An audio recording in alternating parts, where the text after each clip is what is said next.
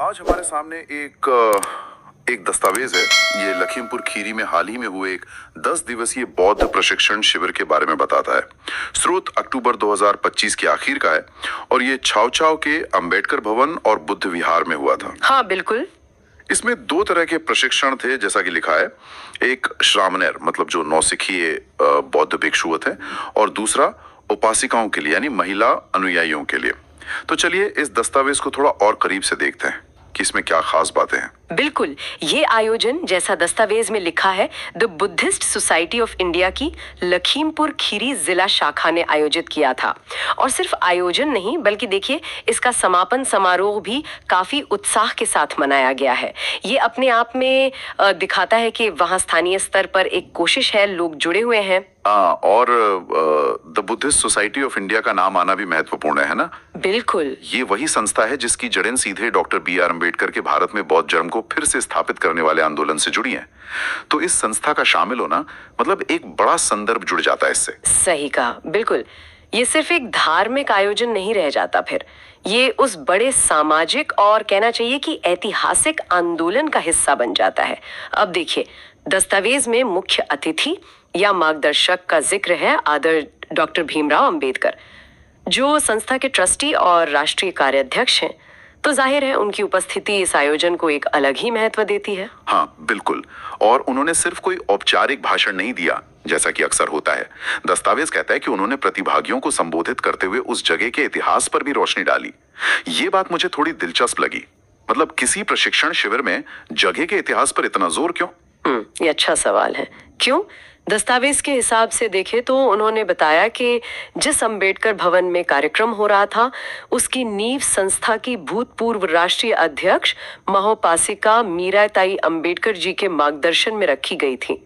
और वो जो बड़ा बुद्ध विहार था जहां समापन समारोह हुआ, उसका लोकार्पण भी उन्होंने मतलब डॉक्टर भीमराव अंबेडकर ने खुद किया था। अच्छा, तो ये इतिहास का जिक्र सिर्फ जानकारी देना नहीं है, मेरे ख्याल से ये उस जगह को एक विरासत से जोड़ता है, उसे एक तरह की पवित्रता और महत्व देता है। और जब वो कहते हैं जैसा दस्तावेज में है कि उन्हें गर्व है कि उसी विहार में अब धम्म प्रशिक्षण शिविर हो रहे हैं, तो वो एक तरह से उस विरासत को आगे बढ़ाने की बात कर रहे हैं। ये उस जगह को सिर्फ ईंट पत्थर की इमारत नहीं रहने देता बल्कि आंदोलन की जो निरंतरता है उसका प्रतीक बना देता है। समझ गया। मतलब इतिहास को वर्तमान से जोड़कर शायद भविष्य के लिए प्रेरणा बनाने की एक कोशिश। और भविष्य की बात आई है तो उनके संबोधन का एक और हिस्सा है जो ध्यान खींचता है। दस्तावेज उन्हें कोट करता है, इसी प्रकार धम्म का प्रचार प्रसार जारी रखकर धम्म क्रांति को आगे बढ़ाना होगा। धम्म क्रांति, ये शब्द अपने आप में काफी सोचने पर मजबूर करता है। बिल्कुल। देखिए धम्म मतलब बुद्ध की शिक्षाएं, उनका रास्ता, नैतिक आचरण, इसका प्रचार प्रसार तो समझ आता है। लेकिन धम्म क्रांति, ये शब्द सिर्फ व्यक्तिगत सुधार या सिर्फ धार्मिक ज्ञान फैलाने से कुछ ज्यादा कह रहा है। ये संकेत देता है कि धम्म के प्रसार को एक बड़े सामाजिक बदलाव के रूप में देखा जा रहा है, एक परिवर्तन लाने वाला आंदोलन, एक क्रांति के रूप में। तो क्या ये माना जा सकता है कि ये जो प्रशिक्षण शिविर था ये सिर्फ धार्मिक शिक्षा देने के लिए नहीं था, बल्कि ये जो धम्म क्रांति की बात हो रही है उसके लिए कार्यकर्ताओं या कहिए अनुयायियों को तैयार करने का एक जरिया था? दस्तावेज के शब्दों से तो कुछ ऐसा ही इशारा मिलता है। देखिए जब आप 10 दिन का एक गहन प्रशिक्षण देते हैं तो आप सिर्फ जानकारी नहीं दे रहे होते, आप लोगों को एक खास दिशा में सक्रिय होने के लिए कहीं ना कहीं प्रेरित और प्रशिक्षित भी कर रहे होते हैं। और धम्म क्रांति का आह्वान, ये इस प्रशिक्षण के उद्देश्य को एक बहुत बड़े सामाजिक लक्ष्य से जोड़ देता है, जो शायद डॉक्टर बी.आर. अम्बेडकर के सामाजिक न्याय और समानता के विचारों से भी जुड़ा हो, जैसा हम शायद आगे देखेंगे। ये वाकई एक गहरा विश्लेषण है। अच्छा, मार्गदर्शन देने वालों में सिर्फ डॉक्टर भीमराव अंबेडकर ही नहीं थे जैसा दस्तावेज बताता है। 2 और महत्वपूर्ण नाम हैं। एक तो संस्था के ट्रस्टी और अंतर्राष्ट्रीय सचिव कैप्टन आदित्य प्रवीण निखाड़े, और दूसरे उत्तर प्रदेश और बिहार के प्रभारी आदित्य डॉक्टर जगदीश गवई। इन लोगों की मौजूदगी क्या दिखाती है? इन पदों और नामों का उल्लेख भी काफी महत्वपूर्ण है। जैसे कैप्टन प्रवीण निखाड़े का अंतर्राष्ट्रीय सचिव होना, ये बताता है कि संस्था की पहुंच या कम से कम उसकी जो दृष्टि है वो सिर्फ राष्ट्रीय स्तर तक ही सीमित नहीं है, और डॉक्टर जगदीश गवई का उत्तर प्रदेश और बिहार जैसे बड़े और महत्वपूर्ण राज्यों का प्रभारी होना ये दिखाता है कि संस्था का क्षेत्रीय ढांचा भी काफी सक्रिय और संगठित है। तो इन नेताओं की मौजूदगी ये संकेत देती है कि लखीमपुर खीरी का ये आयोजन कोई अकेली अलग थलग घटना नहीं थी, बल्कि इसे राष्ट्रीय और क्षेत्रीय दोनों स्तर के नेतृत्व का पूरा समर्थन और महत्व मिला हुआ है। ये संगठन की गंभीरता और उसके नेटवर्क की चौड़ाई को भी दिखाता है। हाँ, और स्थानीय नेतृत्व का भी जिक्र है इसमें। दस्तावेज बताता है कि कार्यक्रम की अध्यक्षता प्रांतीय अध्यक्ष आदर डॉक्टर श्याम बहादुर ने की और संचालन आदर एस.के. नीरज जी ने किया। ये पूरी तस्वीर को मुकम्मल करता है। देखिए ना, राष्ट्रीय कार्याध्यक्ष, अंतर्राष्ट्रीय सचिव, राज्य प्रभारी, फिर प्रांतीय अध्यक्ष और स्थानीय आयोजक, ये पूरी तरह से विकसित संगठनात्मक संरचना को दिखाता है। ऐसा लगता है कि हर स्तर पर नेतृत्व मौजूद है और भूमिकाएं बटी हुई है। इससे यह अंदाजा लगता है कि यह आयोजन एक बहुत ही सुनियोजित और संस्थागत प्रयास का हिस्सा था। ऐसा नहीं कि बस कुछ उत्साही लोगों ने अचानक से कुछ कर लिया हो। ये संस्था की जमीनी स्तर पर मौजूदगी और उसके काम करने के तरीके को दिखाता है। हमने नेतृत्व की बात की, संदेश की बात की, लेकिन किसी भी प्रशिक्षण की जान तो उसके प्रतिभागी होते हैं, है ना? दस्तावेज उनके बारे में क्या कहता है? उनकी संख्या या पृष्ठभूमि के बारे में कुछ जानकारी मिलती है? हाँ, दस्तावेज यहाँ काफी स्पष्ट है। इसमें बताया गया है कि शिविर में 28 श्रामणेर थे, मतलब नौसिखिए भिक्षु। हाँ, और 40 महिला उपासिकाएं यानी अनुयायी शामिल हुई। तो कुल मिलाकर देखें तो 68 प्रतिभागी। ये संख्या अपने आप में गौर करने लायक है। 68 लोग, और वो भी 10 दिनों के लिए। ये तो अच्छी खासी संख्या है, खासकर जब हम श्रामणेरों की बात कर रहे हैं जो भिक्षु बनने की राह पर पहला कदम रख रहे हैं। और 40 महिला उपासिकाओं का होना भी, ये भी महत्वपूर्ण लगता है। ये क्या संकेत देता है? हाँ, ये कई बातें बताता है।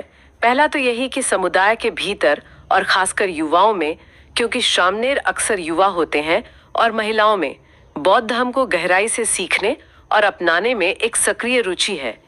ये सिर्फ कोई सतही जुड़ाव नहीं है, बल्कि 10 दिन का समय देने की प्रतिबद्धता दिखती है यहाँ। दूसरा, श्रामणेर और उपासिका, ये दोनों ही भूमिकाएं समुदाय में धम्म के प्रचार प्रसार और उसके अभ्यास को बनाए रखने के लिए बहुत महत्वपूर्ण है। श्रामणेर भविष्य के भिक्षु संघ की नींव बनते हैं और उपासिकाएं गृहस्थ जीवन में धम्म को जीवित रखती हैं और अगली पीढ़ी तक पहुंचाती हैं। तो क्या हम ये कह सकते हैं कि ये जो 68 लोग थे, ये उस धम्म क्रांति के जमीनी सिपाही हैं जिसका जिक्र डॉक्टर भीमराव अंबेडकर ने किया था?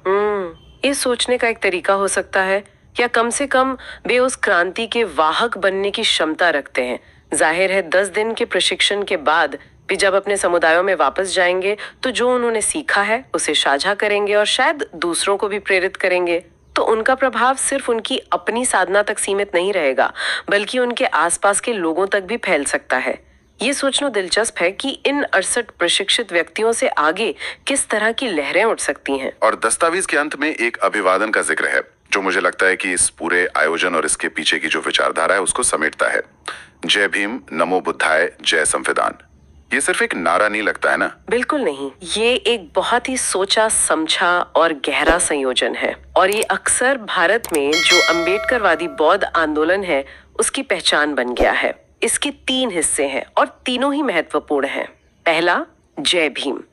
ये डॉक्टर B.R. अंबेडकर के प्रति सम्मान है और उनके सामाजिक न्याय, समानता, तर्कवाद के विचारों से जुड़ाव का प्रतीक है। ये आंदोलन की सामाजिक और राजनीतिक जड़ों को दिखाता है।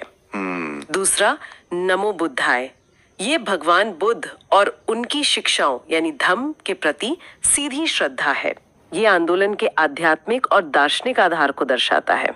ठीक है। और तीसरा, जय संविधान। ये भारतीय संविधान के प्रति निष्ठा और सम्मान को दिखाता है। अब डॉक्टर अंबेडकर संविधान निर्माता थे और उनके अनुयायियों के लिए संविधान अक्सर समानता, स्वतंत्रता, बंधुत्व जैसे मूल्यों का प्रतीक होता है, जिन्हें वे बौद्ध शिक्षाओं के साथ जोड़कर देखते हैं। तो ये तीनों मिलकर एक ऐसी पहचान बनाते हैं जहां सामाजिक सक्रियता भी है, आध्यात्मिकता भी है और संवैधानिक मूल्यों का सम्मान भी है। ये सिर्फ पारंपरिक किस्म की धार्मिकता नहीं है, सही कहा, बिल्कुल। तो अगर हम इस पूरी चर्चा को अब समेटने की कोशिश करें, हमने लखीमपुर खीरी में हुए एक 10 दिवसीय बौद्ध प्रशिक्षण शिविर के बारे में इस दस्तावेज को देखा। इसे the Buddhist society of India की स्थानीय शाखा ने आयोजित किया था, जो कि डॉक्टर अंबेडकर से जुड़े बड़े आंदोलन का हिस्सा है। हाँ, शिविर में 28 श्रामणेरों और 40 उपासिकाओं ने भाग लिया। अच्छी खासी संख्या है। उन्हें डॉक्टर भीमराव अंबेडकर, जो राष्ट्रीय कार्याध्यक्ष हैं, कैप्टन प्रवीण निखाड़े, अंतर्राष्ट्रीय सचिव, और डॉक्टर जगदीश गवई, राज्य प्रभारी जैसे वरिष्ठ नेताओं का मार्गदर्शन मिला, जो इस आयोजन के महत्व को दर्शाता है। हाँ, और हमने ये भी देखा कि आयोजन स्थल वो अंबेडकर भवन और बुद्ध विहार के ऐतिहासिक महत्व पर भी जोर दिया गया, जिससे आयोजन को एक विरासत और एक निरंतरता का भाव मिला। और मुख्य वक्ता का वो धम्म क्रांति का आह्वान भी बहुत महत्वपूर्ण था, जो सिर्फ धार्मिक प्रचार नहीं बल्कि एक व्यापक सामाजिक परिवर्तन के लक्ष्य की ओर इशारा करता है। और ये 68 प्रतिभागी इस लक्ष्य को आगे ले जाने वाले संभावित वाहक हो सकते हैं। बिल्कुल।